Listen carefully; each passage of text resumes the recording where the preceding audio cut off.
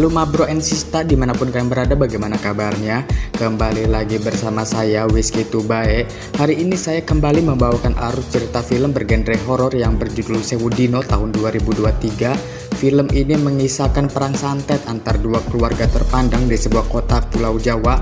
Lantas seperti apa kisahnya? Jadi langsung saja siapkan internet Anda, pastikan wifi tetangga aman. Selamat menonton and check this out.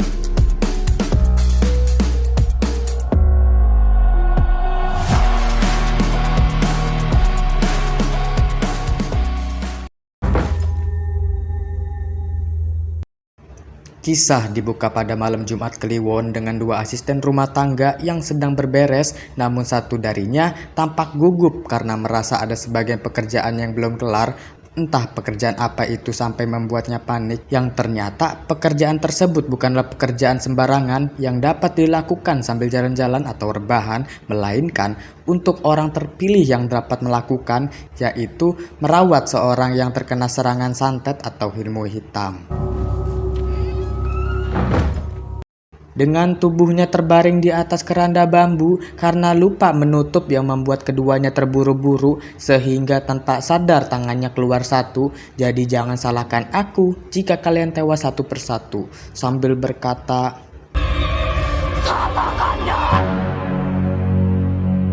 dan inilah Sewudino atau hari ke-1000. Berlatar di sebuah desa di Jawa Timur pada tahun 2003 dengan seorang wanita bernama Sri. Sri terlahir dari keluarga yang serba kecukupan dan kini hanya memiliki seorang ayah sebagai satu-satunya keluarga yang tersisa, sehingga mau tidak mau Sri harus bekerja untuk memenuhi kebutuhan hidupnya. Sri sendiri bekerja di sebuah warung tempat makan, namun saat itu Sri lagi bener-bener butuh uang untuk pengobatan ayahnya yang sedang sakit, sehingga Sri mencoba untuk meminjam ke pemilik tempat makan tersebut. Tapi tampaknya si ibu yang lebih banyak pengeluarannya ditambah barang-barang dapur pada naik, sehingga hanya bisa memberikannya brosur berupa lowongan kerja sebagai asisten rumah tangga di keluarga Atmojo dengan bayaran cukup tinggi karena usut punya usut, keluarga tersebut adalah keluarga yang terpandang di desanya. Tak lama ada satu pelanggan meminta minum untuk kemudian Sri melihat makanan pelanggan tersebut yang hanya menyisakan lauknya saja atau nasinya saja, kemudian langsung pergi dengan menyimpan uang makannya yang kurang, sehingga membuat Sri langsung meneriakinya. Akan tetapi si ibu malah memakluminya meski bayarannya kurang karena menganggap pria tersebut sedang puasa putih. Poso ning ojo gawe rugi awake dhewe.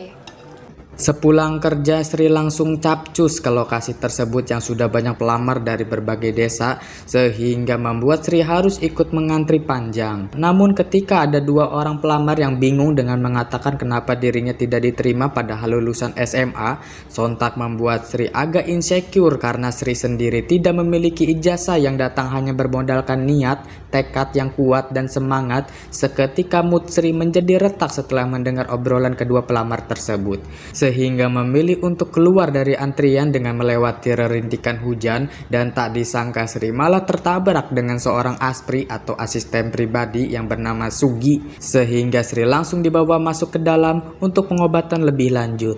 Nanti kamu copot perbannya di rumah aja. Lydia.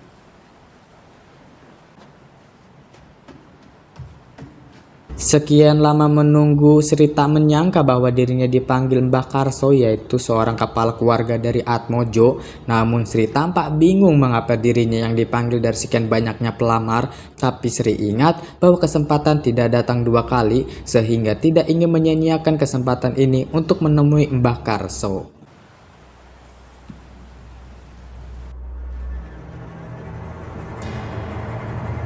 Yang alangkah terkejutnya Sri ketika menemui Mbak Karso yang berada di balik kegelapan sambil menebak kelahiran Sri yang lahir pada Jumat Kliwon, sehingga membuat Sri langsung terkejut mendengarnya.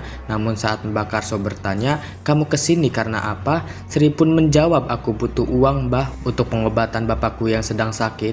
Kemudian Mbak Karso pun muncul dengan wajahnya yang rusak sambil berkata, "Apa kamu siap, Sri, membantu Mbah?" Sri pun menjawab siap, sehingga Mbak Karso langsung memotong rambut Sri setengahnya untuk kemudian melakukan sebuah perjanjian di ruangannya yang bila mana Sri melanggar atau mencoba keluar dari pekerjaannya maka dapat mengancam keselamatan dirinya termasuk keluarganya sendiri. Karena kini nyawa Sri telah terikat dengan perjanjian Sewu Dino, sampai sini Sri yang belum tahu apa pekerjaannya dan belum pernah juga diinterview seperti ini, sehingga hanya bisa menuruti perkataannya untuk meminta Sri membasuhkan tubuhnya yang penuh luka dengan kembang 7 rupa yang membuat Sri mual melihatnya, kemudian langsung pingsan secara tiba-tiba.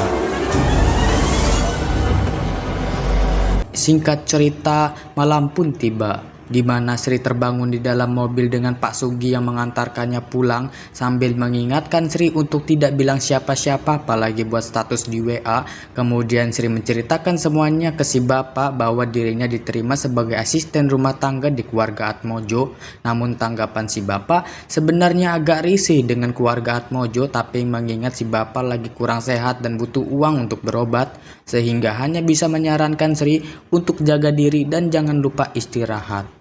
Bapak pesan jaga diri yo. Di tengah malam tiba-tiba Sri terbangun mendengar ayahnya yang terus memanggilnya. Lantas Sri pun mencoba mendekati kamarnya, namun saat dibuka melihat selimut ayahnya yang keluar darah, dilanjutkan tubuh ayahnya yang hilang setengah, kemudian mendekati Sri dengan terbang di udara. Tapi beruntung itu tidak lebih dari mimpi buruknya saja.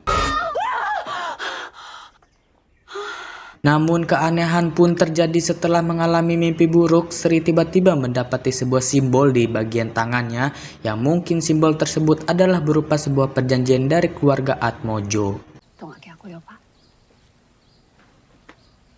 Setelah berpamitan dengan ayahnya, ternyata Sri tidak sendirian, yang rupanya ada Erna sama seperti Sri yang baru pertama kali menerima pekerjaan seperti ini, dan Mbak Dini yang sudah senior, yang mana keduanya sudah memiliki tanda juga yang berarti bahwa Mbak Karso telah mempercayai ketiganya untuk siap bekerja untuknya.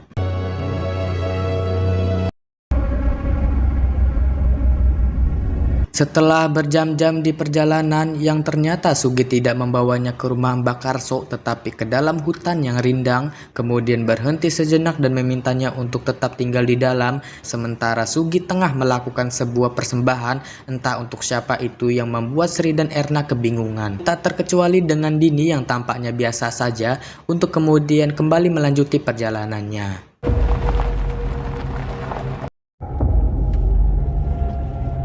Setibanya di lokasi di mana mereka dibawa ke sebuah gubuk di tengah-tengah hutan, dan di sana tidak ada listrik, tidak ada internet kecuali air yang memungkinkan untuk tetap fokus pada pekerjaannya. Sri pun melihat pada sebuah kalender yang memiliki hitungan hari sampai ke 1000, yang mana menandakan hari itu atau tanggal tersebut adalah waktunya untuk pulang dan menerima gajian. Mereka pun diperkenalkan dengan seorang aba-aba yang memiliki ilmu spiritual bernama Tamin, dan kemudian memberikan sebuah sarung sebagai standar prosedur keselamatan, dan dari sinilah tugas mereka dimulai.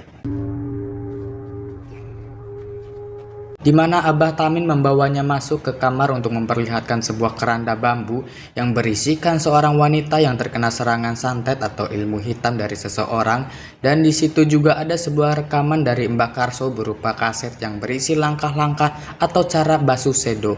Basuh sedo itu sebuah ritual bagi seorang yang terkena serangan santet.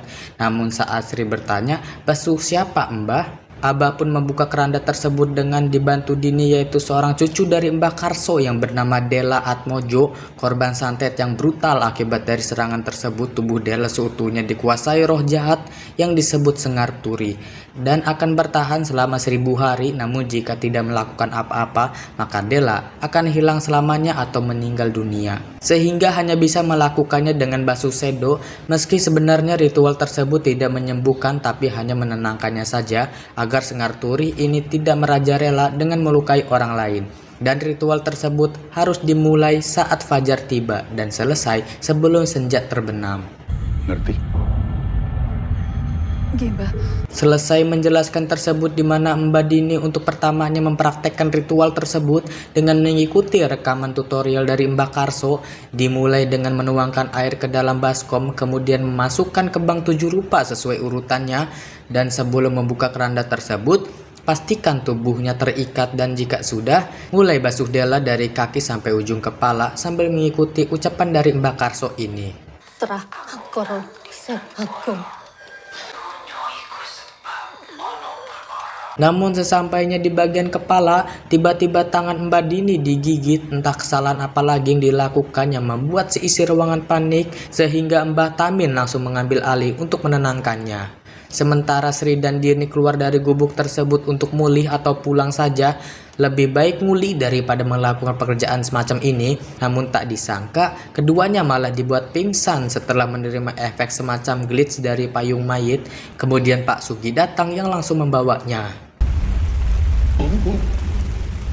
Setelah siuman yang ternyata tempat tersebut sudah dibatasi atau dipagar secara goib, dan bukan cuma bertiga saja yang tidak bisa keluar, akan tetapi untuk Della juga jika sewaktu-waktu terjadi kelalaian, yang karena sudah memiliki perjanjian dengan Mbak Karso sehingga mau tidak mau, suka tidak suka harus menyelesaikan tugasnya untuk 3 hari ke depan. Entah siapa yang tega membuat Della menjadi seperti itu, yang pasti adalah orang yang benci atau iri terhadap pencapaian orang lain, karena keluarga Atmojo dikenal keluarga yang terpandang di desanya sehingga melahirkan musuh-musuh baru, di mana ada seseorang yang melakukan ilmu santet untuk menyerang cucunya dengan sengar turi hingga satu persatu keluarga Atmojo tewas dibuatnya, bahkan orang tuanya sendiri. Dan kini hanya Mbak Karsolah yang tersisa setelah berhasil mengkerangkengnya, kemudian menemukan sebuah ritual basuh sedo sehingga bisa dikendalikan. Pada esoknya, Sri yang tak sengaja mendengar tangisan Della di kamar tersebut sambil meminta tolong.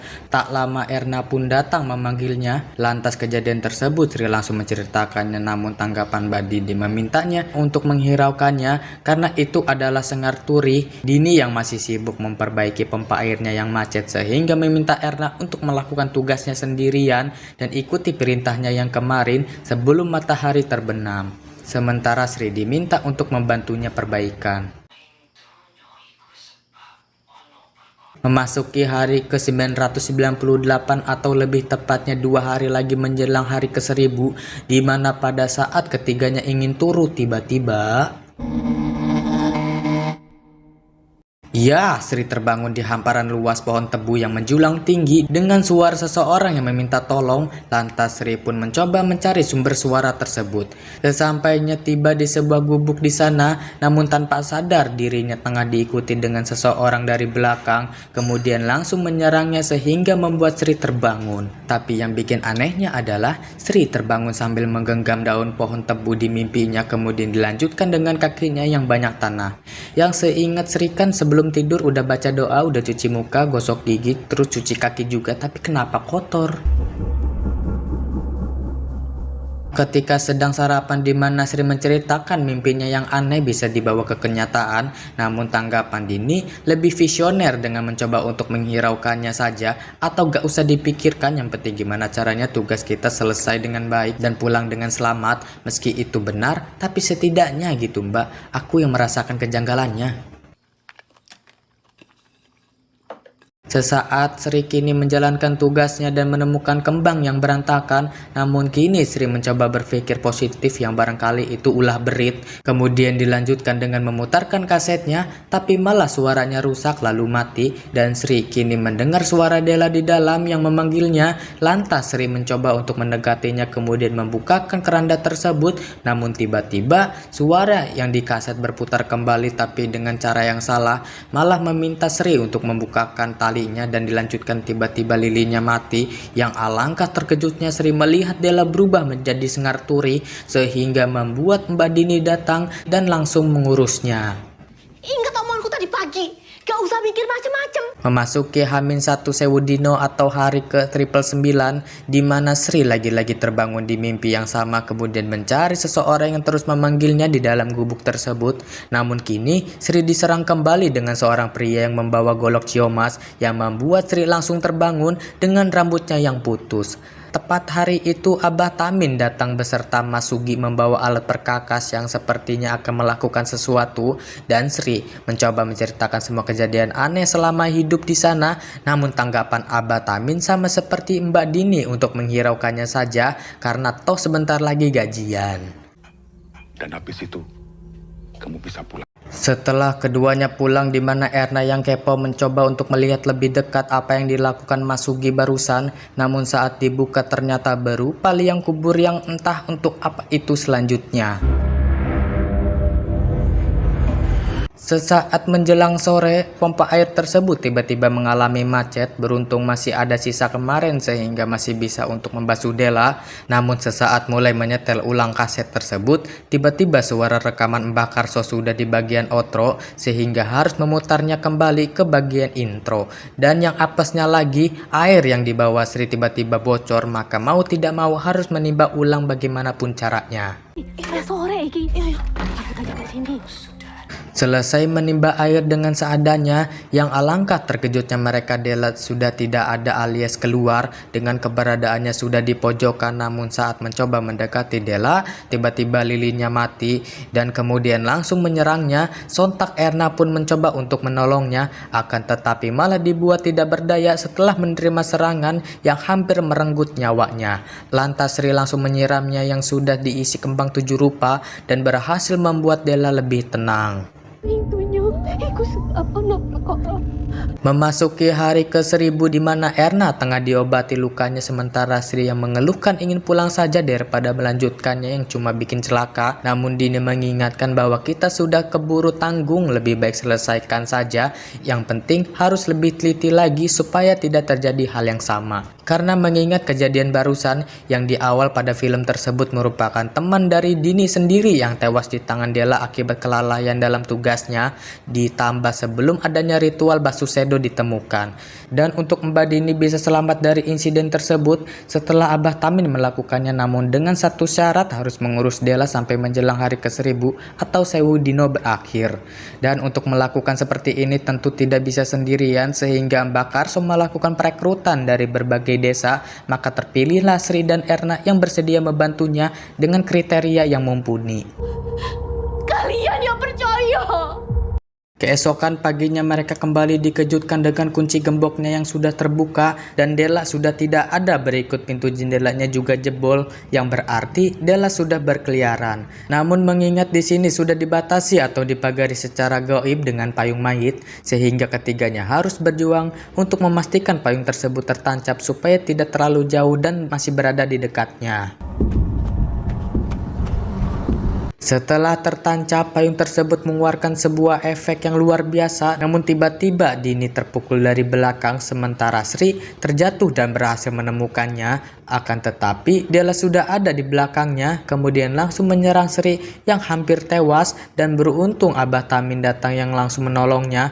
Namun saat mengikat Della, tiba-tiba Erna datang menikamnya, entah yang di pikiran Erna ini apa. Kemudian Sri mencoba untuk mendekatinya tetapi malah diserang yang ternyata seorang yang polos terkadang justru menghanyutkan. Tindakan Erna barusan didasari tidak ingin mati cuma-cuma di tangan jurik dan hanya ingin melepaskannya saja. Dimulai dari kejanggalan pada saat Sri membasuh Della menemukan kembang yang berantakan, kemudian ember yang tiba-tiba bocor padahal tindakan Erna sendiri yang melakukannya. Pompa air menjadi macet hingga berani melepaskan Della pada saat tertidur yang padahal itu dirinya baru saja diserang, dan memukul Dini yang barusan dari belakang. Karena Sri tidak ingin melakukan apa yang dia inginkan, Erna langsung menyerangnya, akan tetapi takdir berkata lain di mana Sri berhasil memukulnya dengan sebuah batu yang membuatnya terjatuh kemudian tertusuk ranting pohon di sana.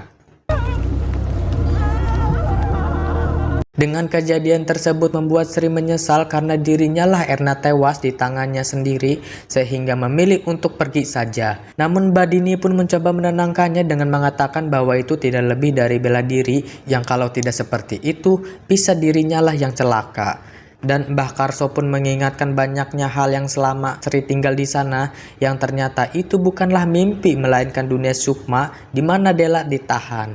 Dan hanya Sri lah satu-satunya yang selalu mengalami dunia tersebut sehingga ini memiliki hubungan batin dengan keberadaan Dela di sana. Mengingat segala perjuangan dan pengorbanan agar tidak sia-sia di hari yang ke-1000 ini, maka Sri memberanikan diri untuk mau menolongnya. Dengan mempersiapkan beberapa ritual tempo hari di mana Sri dan Dela akan disatukan di dalam liang kubur, sementara Dini akan melakukan basuh sedo agar Dela tetap tenang. Namun sebelum mulai di mana Mbak Karso memberikan sebuah kris untuk antisipasi jika Sri terjadi apa-apa di dunia sukma, dan terakhir dunia sukma dengan dunia nyata itu berbeda, di sana malam hari sedangkan di sini siang, maka Sri harus menyelamatkannya sebelum fajar tiba, namun jika tidak Dela akan hilang selamanya. Dan ketika Dini memulai ritualnya, tiba-tiba Sri berhasil masuk ke dalam sukma dengan menelusuri pohon tebu untuk mencari keberadaan Dela hingga tiba di sebuah gubuk. Terdengar suara Dela di dalam namun pintunya terkunci sehingga Sri harus effort lebih untuk membuka pintu tersebut. Sementara Dini yang kehabisan air untuk membasuhnya, namun ketika Abah Tamin membalikkan badannya, tiba-tiba kini Dela bangkit dengan menyerang Dini, kemudian dilanjutkan Abah Tamin dengan membenturkan kepalanya yang membuat Pak Sugi langsung menariknya. Sementara itu Sri berhasil masuk ke dalam untuk segera menolongnya, tetapi tiba-tiba Sri diserang dengan seorang pria yang sama di mimpinya, yang tanpa sadar dia adalah pria yang di warung makan tadi yang hanya menyisakan lauknya saja, bernama Sabdo Kuncoro. Entah motif apa yang dilakukan, namun beruntung Sri berhasil menghindar dari serangan tersebut. Kemudian langsung menusukkannya dengan kris yang membuat Sabdo Kuncoro tak berdaya sehingga Sri langsung menemui Dela yang disekap di dalam. Kembali dengan Dela yang kini menyerang Sugi, kemudian langsung mendekati neneknya sendiri yaitu Mbah Karso dengan mencekiknya yang hampir membuatnya tewas. Namun kini mulai sadar setelah Sri berhasil membawanya keluar dengan membakar gubuk tersebut yang masih ada Sabdo Kuncoro di dalamnya, sehingga membuat Dela di dunia nyata seketika pingsan. Di sisi lain, Sri masih membawa Dela ke liang kubur untuk kembali ke dunia nyata. Namun tiba-tiba Sri diserang dengan makhluk setengah badan yakni Sengarturi, dan Sri berhasil menusukkannya dengan kris sehingga Sri berhasil selamat membawa Dela kembali ke dunia nyata.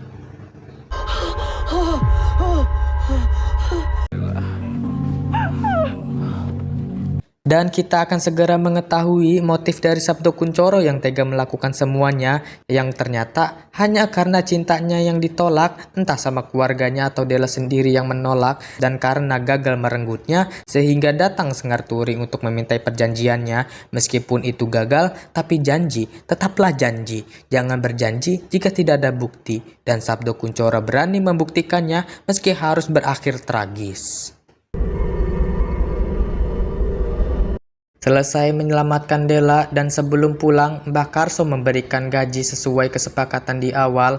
Namun ternyata Sri malah menolaknya setelah mengetahui bahwa semua kejadian ini berawal dari Mbah Karso lah yang memulainya, sehingga tanpa rasa pamrih Sri langsung meninggalkannya.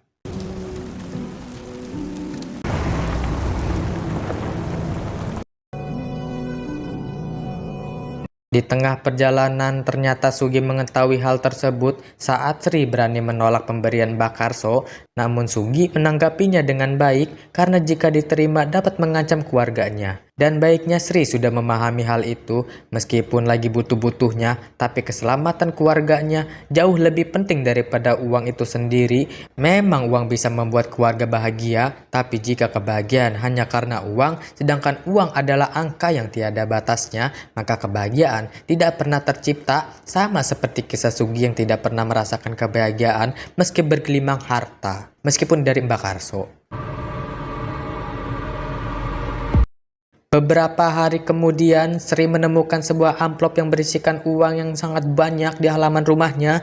Karena Sri tidak mudah tergiur dan tahu dari siapa, sehingga memilih untuk menyimpannya di jalan yang barangkali ada yang lebih membutuhkannya. Yang ternyata itu bagian dari strategi keluarga Atmojo yang ingin merekrut Sri kembali dalam petualangan pergoiban. Jadi pesan yang bisa kita ambil dari film ini adalah jangan ambil uang di jalan, tapi kalau sepi silahkan asalkan resiko tanggung sendiri. Terima kasih, saya pamit undur diri, sampai jumpa kembali di alur cerita film selanjutnya. Thank you.